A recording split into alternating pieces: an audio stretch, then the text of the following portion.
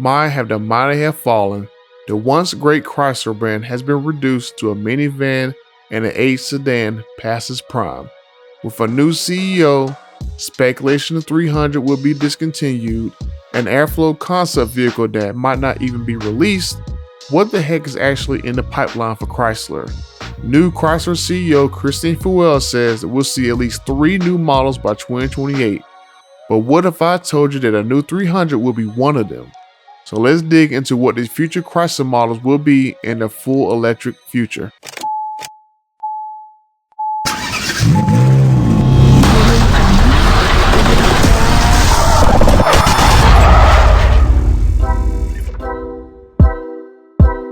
Let's jump straight into the Chrysler 300. It's not going anywhere. FCA, Chrysler, or even Stellantis have never said the model will be discontinued. While it makes sense for the model to leave in 2024, it's only because of self-inflicted wounds of not knowing what to do with the 300. The 300 will return because if you looked at Stellantis EV Day, they showed a Chrysler car that looks to be based exactly on the next-gen Dodge Charger. If you look at the wheels, you see a Chrysler logo, so you know this is a Chrysler vehicle. And even during the presentation, they flipped from this Chrysler car into a Charger, and you see this share pretty much the same dimensions. The new CEO has even said that Chrysler would not lead the segment that the 300 currently fills. So we have 2 confirmations the 300 will return, and we also have a timeline when to expect this 300. The only thing we don't know is if it'll come back as battery electric only, or will it share an ICE drivetrain with the Charger. In my last video, Stellantis just signed an agreement to update the Brampton and Windsor assembly plants. If you didn't know, the 300 is built at Brampton alongside the Challenger and the Charger, and that plant is expected to be shut down in 2024 for retooling, and then open up again in 2025 to begin production. But we don't know what models will be produced there once it reopens. But 2024 will be the last year of the current version of the 300, and it's down to 2 plants where it could be produced at for 2025, either back at Brampton or at the Belvedere plant where the next gen Challenger and Charger could be made. I think in 2025, the 300 will be EV only going forward. The new Chrysler CEO says the brand will be electric only by 2028, so it doesn't make sense for a nice version to stick around for a few years to get dropped eventually. Stellantis CEO Tavares shows an EV car will be coming in 2025 to Chrysler.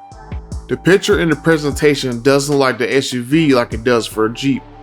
I know someone is going to ask me what these vehicles are in the comment section, so running from top to bottom, we have the Ram ProMaster EV, the Ram 1500 EV, this Jeep Off-Roader is most likely the Jeep shown during EV Day, a Jeep Grand Cherokee EV, a Dodge Cuda EV, and of course the 300 EV.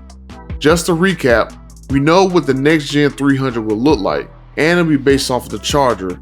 Chrysler says they won't lead a segment that 300 fills, and Stellantis confirms a car is coming in 2025. As far as horsepower, this vehicle will get the same EV motors the Dodge cars can, but I don't think performance is what the target is for Chrysler, and they'll probably use less powerful motors from the Stellar Medium platform, and I'll put those numbers on the screen. I'm thinking the most you'll see from this car is like a dual all-wheel drive setup, kind of similar to what you see from the Tesla Model 3.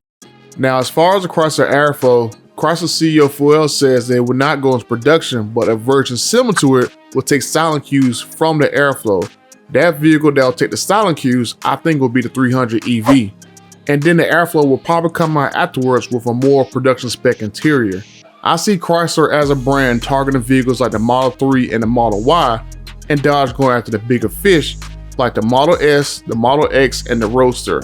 I was looking at trademarks, and there are 2 trademarks for the Airflow, one for a concept vehicle and one it seems like they're going to use for a production car. Since this concept is designed on a Stellar large platform, it'll make a lot of sense to tweak a design closer to that of the Dodge Journey and Alfa Romeo Stelvio so they can use all 3 vehicles for part sharing. With the 300 based off of the Charger and the Airflow based off the next gen Journey, that will work perfectly for Chrysler and Dodge going forward.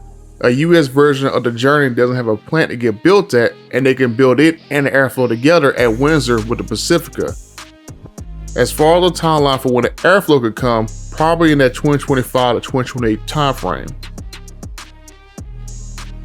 Motor Trend speculates a full-size SUV or SUVs could be the next models to come out.